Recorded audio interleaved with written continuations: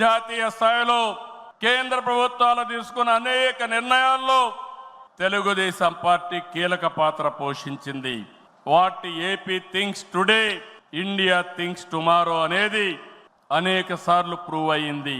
విద్యుత్ సంస్కరణలు, open sky policy, PPP విధానాల్లో మౌలిక సదుపాయాలు, ప్రజల వద్దకు పాలన, జవాబుదారీ వ్యవస్థ, ఇలాంటి అనేక విషయాల్లో మనం దేశానికి పరిచయం చేశాం. ఈ ప్రయాణం మరింత గొప్పగా సాగాలి. ప్రస్తుత టెక్నాలజీ యుగంలో ప్రజల అవసరాలకు అనుగుణంగా పార్టీ విధానాల్లో నూతనత్వాన్ని తీసుకొద్దాం. ఈ దిశగా కడప గడ్డపై జరుగుతున్న ఈ మహానాడు అనేక నిర్ణయాలు చర్చించి భావి తరాల భవిష్యత్తు కోసం కార్యక్రమాన్ని రూపకల్పన చేస్తామని చెప్పి కూడా నేను మీకు తెలియజేస్తున్నా.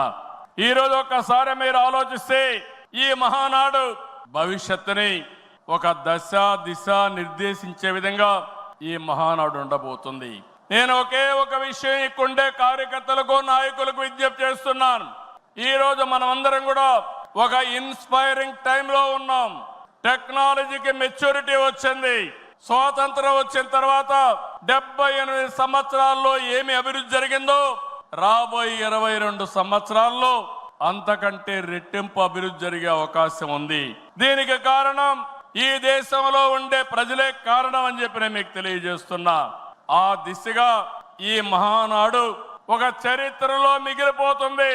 2025 కడప మహానాడు ఒక చరిత్ర తిరగ రాయడానికి దోహదం చేస్తుందని మరొక్కసారి విజ్ఞప్తి చేస్తున్నాను.